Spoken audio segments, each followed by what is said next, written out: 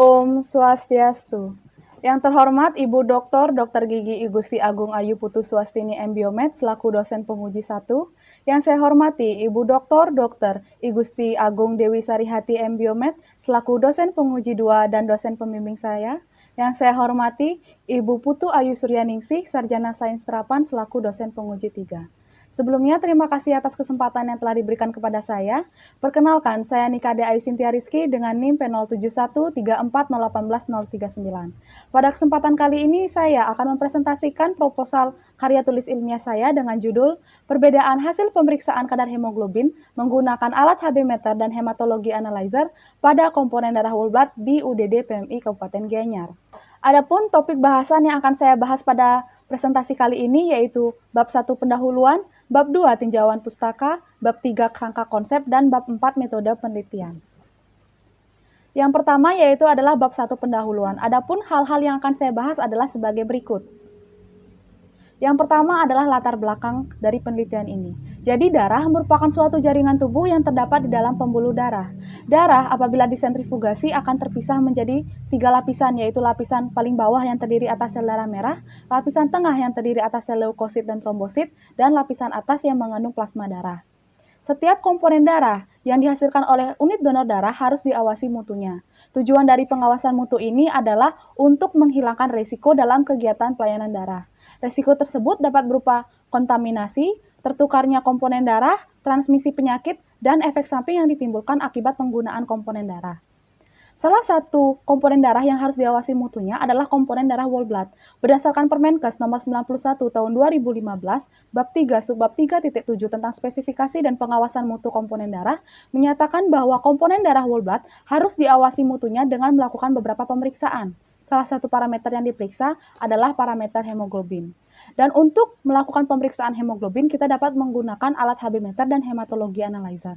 Berdasarkan penelitian yang telah dilakukan oleh Suryani pada tahun 2018 dengan judul Perbedaan Hasil Pemeriksaan Kadar Hemoglobin menggunakan alat stick HB meter dan hematologi analyzer menyatakan bahwa terdapat perbedaan rata yang bermakna. Sedangkan penelitian terkait lainnya yang dilakukan oleh Patrick pada tahun 2016 menyatakan bahwa tidak terdapat perbedaan rata yang bermakna dan terdapat korelasi dengan kekuatan sedang. Berdasarkan kedua penelitian tersebut, maka dapat kita ketahui bahwa terdapat perbedaan hasil dari kedua penelitian tersebut. Dan setiap unit donor darah kabupaten atau kota Sebali masih melakukan pengawasan mutu secara konsolidasi atau dipusatkan, sehingga unit donor darah PMI kabupaten atau kota Sebali akan mengirimkan sampel komponen darah mereka ke UDD PMI provinsi untuk diawasi mutunya.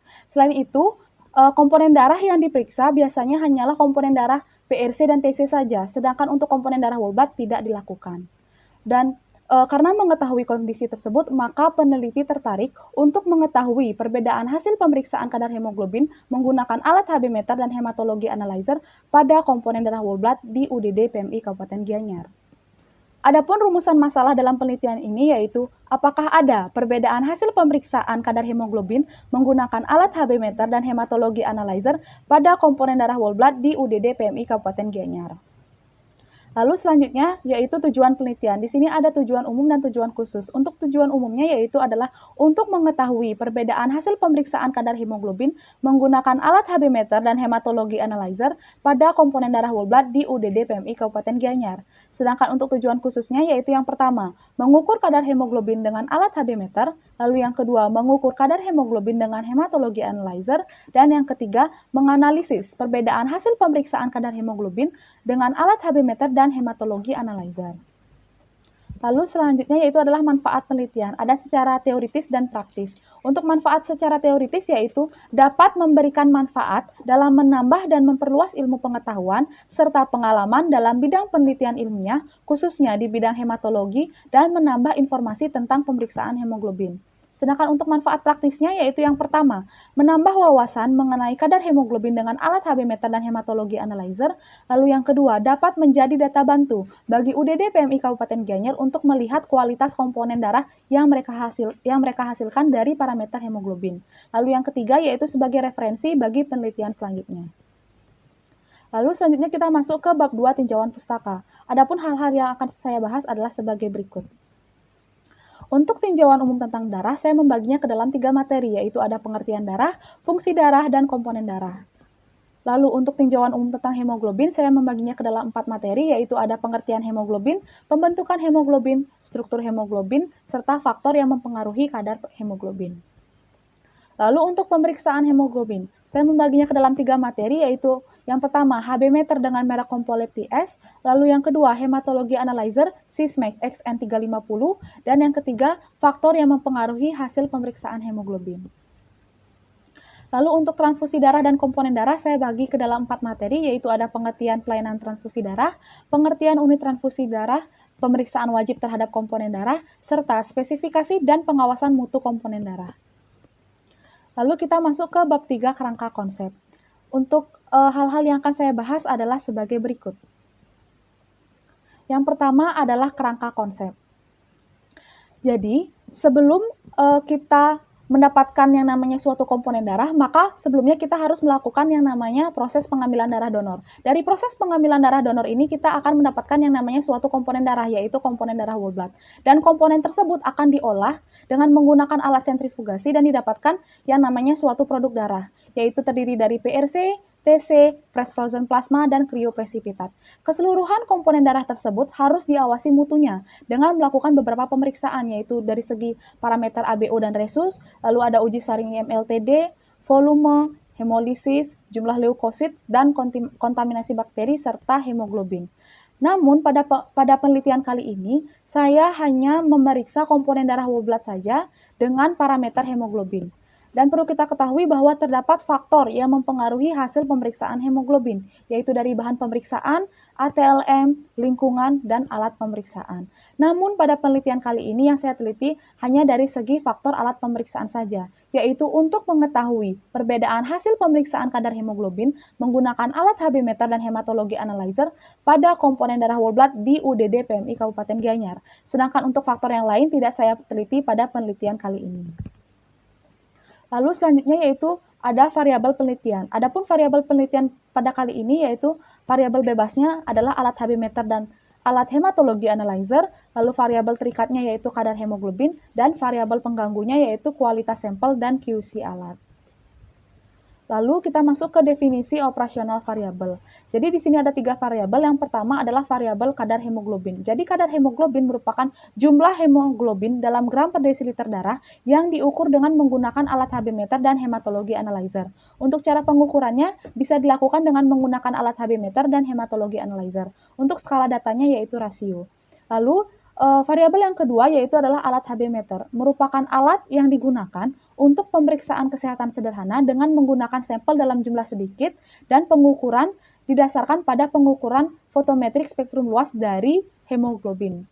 Lalu yang ketiga yaitu variabel hematologi analyzer, yaitu alat yang digunakan untuk pemeriksaan darah lengkap dengan metode fluorescent flow cytometry yang menggunakan laser optik dengan zat pewarna fluorescence untuk menganalisa volume sel, kompleksitas sel yaitu berupa granula, organel sel, dan kadar RNA atau DNA sel. Dan untuk cara pengukurannya dengan teknik observasi dan skala datanya yaitu interval. Adapun hipotesis pada penelitian ini yaitu terdapat perbedaan dari hasil pemeriksaan kadar hemoglobin dengan menggunakan alat Hb meter dan hematologi analyzer. Lalu selanjutnya kita masuk ke bab 4 metode penelitian. Adapun hal-hal yang akan saya bahas adalah sebagai berikut. Yang pertama adalah jenis dan rancangan penelitian. Jadi jenis penelitiannya yaitu adalah analitik dengan pendekatan cross-seksional. Lalu alur penelitian. Jadi 16 kantong darah digunakan sebagai sampel penelitian. Sampel tersebut berupa komponen darah whole blood pada selang kantong darah. Lalu sampel darah tersebut ditampung pada tabung Vacutainer Plin dan diukur kadar hemoglobinnya dengan menggunakan alat Hb meter dan hematologi analyzer. Selanjutnya hasil yang diperoleh akan dicatat dan dimasukkan ke dalam tabel. Lalu dilakukan yang namanya analisis data. Lalu tempat dan waktu penelitian. Jadi tempat penelitiannya yang yaitu untuk proses pengambilan sampel saya lakukan di kantor UDD PMI Kabupaten Gianyar, sedangkan untuk proses pemeriksaan kadar hemoglobin dengan menggunakan alat Hb meter dan hematologi analyzer saya lakukan di laboratorium klinik Astina Gianyar. Dan untuk waktu penelitiannya yaitu sekitar bulan Februari sampai April tahun 2021. Lalu masuk ke populasi dan sampel penelitian. Jadi populasi penelitiannya yaitu adalah seluruh komponen darah whole blood yang tersedia di UDD PMI Kabupaten Gianyar pada bulan Februari, yaitu sebanyak 400 kantong darah. Sedangkan untuk sampel penelitiannya, jadi untuk unit analisis dalam penelitian ini adalah kadar hemoglobin pada komponen darah whole blood di UDD PMI Kabupaten Gianyar, dan sampel yang digunakan dalam penelitian ini berasal dari selang kantong darah dari komponen darah whole blood yang sudah lulus uji saring IMLTD serta sudah lulus pemeriksaan konfirmasi golongan darah. Lalu untuk besar sampel, berdasarkan rumus Lovin yang saya gunakan, jadi sampel yang saya gunakan pada penelitian ini yaitu sekitar 16 kantong darah. Dan untuk teknik samplingnya yaitu menggunakan teknik simple random sampling. Lalu kita masuk ke jenis dan instrumen pengumpulan data. Untuk jenis data yang saya kumpulkan yaitu adalah data primer, lalu cara pengumpulan datanya dengan teknik observasi, dan untuk instrumen pengumpulan datanya saya menggunakan alat tulis, alat dokumentasi, serta alat penelitian. Untuk alat penelitiannya saya bagi menjadi dua, yaitu untuk pemeriksaan dengan menggunakan alat hematologi analyzer, saya memerlukan alat tentunya yaitu hematologi analyzer, tabung vacuum thinner plane, dan cool box. Sedangkan untuk pemeriksaan dengan menggunakan alat HB meter, alat yang saya butuhkan tentunya adalah alat HB meter, lalu ada mikropipet, tip mikropipet, tabung vacuum thinner plane, cool box, cuvette, dan tisu. Lalu untuk prosedur kerja pemeriksaan laboratorium. Jadi yang pertama yaitu adalah proses pengambilan darah donor. Jadi proses pengambilan darah donor ini dilakukan oleh petugas UDD PMI Kabupaten Gianyar yang dilakukan di kantor UDD PMI Kabupaten Gianyar. Adapun untuk prosedur cara pengambilan darah donor adalah sebagai berikut.